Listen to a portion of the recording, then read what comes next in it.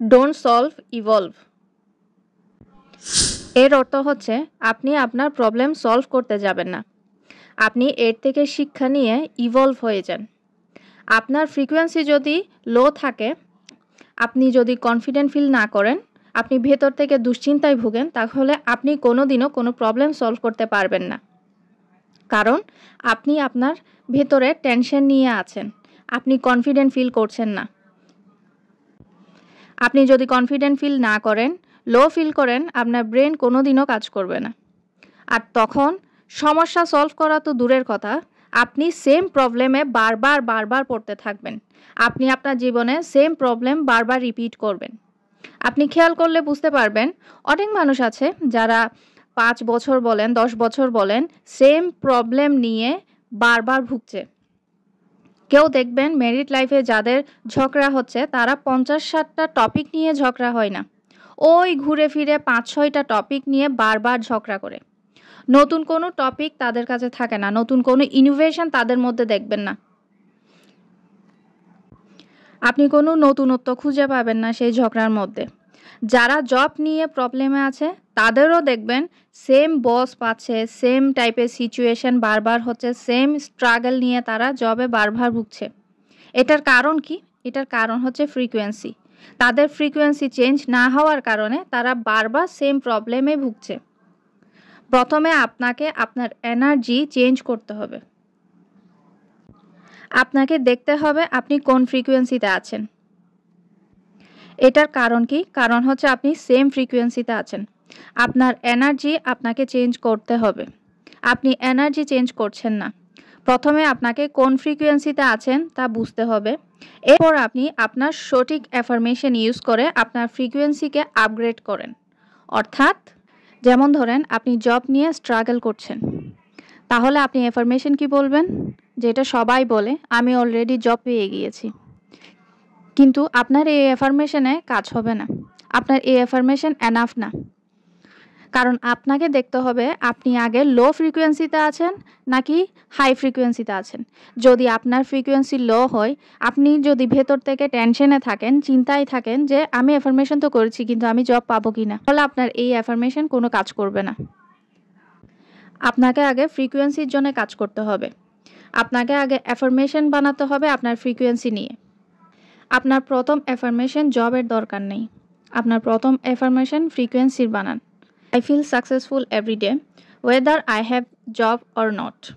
আমার জব থাকুক না থাকুক, আমি প্রতিদিন সাকসেসফুল ফিল করি। এটা এই জন্যে ব্যবহার করবেন কারণ আপনার ভেতরে একটা ওয়ারি কাজ করছে, আপনার ভেতরে একটা ভয় কাজ করছে। সে ভয়টাকে রিলিজ করার জন্য আপনার এই অ্যাফার্মেশনটা আগে দরকার।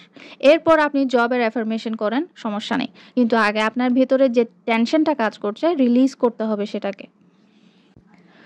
যদি আমার বিয়ে করার দরকার হয়, আমার লাইফ পার্টনারের দরকার হয়, তাহলে আই এম ম্যারিড এটা পরে বলবেন, এই অ্যাফার্মেশন পরে করবেন, আগে ফ্রিকোয়েন্সির অ্যাফার্মেশন করেন। I feel love everyday whether I am married or not. আমি প্রতিদিনই নিজেকে ভালোবাসি, ভালোবাসা ফিল করি, আমি বিবাহিত হই বা না হই। এর কারণে আপনার ভেতর থেকে আপনার নিজের জন্য একটা সেলফ লাভ কাজ করবে।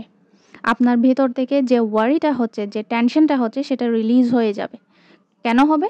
কারণ বারবার আপনি এই অ্যাফার্মেশনটা বলছেন। অনেকে বলে যে আমার ম্যানিফেস্টেশন খুব কাছাকাছি চলে আসার পরেও হয়নি। এটা কেন হয়?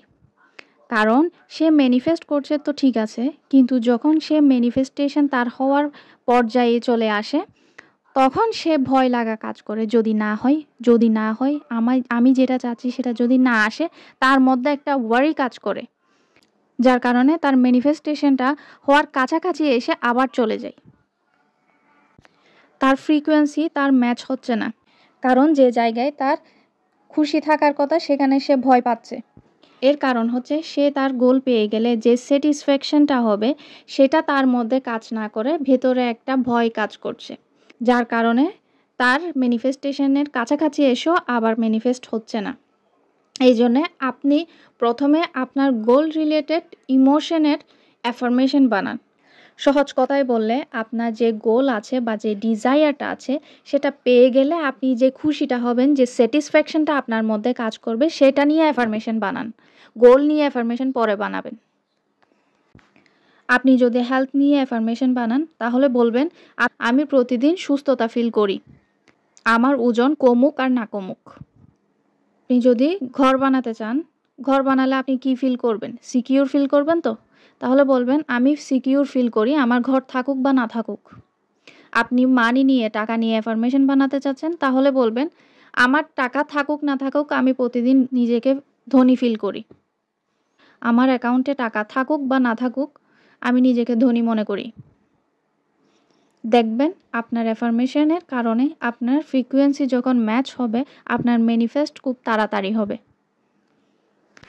আমাদের সমস্যা হয় এই জায়গায়, আমরা আগে পেতে চাই, আমরা আগে পাবো, তারপর আমি ফিল করব। ফিল আগে করেন, আগে ফিল করেন, তারপর সেটা পাবেন। ল অফ অ্যাট্রাকশনের ভাষায় এটাই বোঝানো হয়।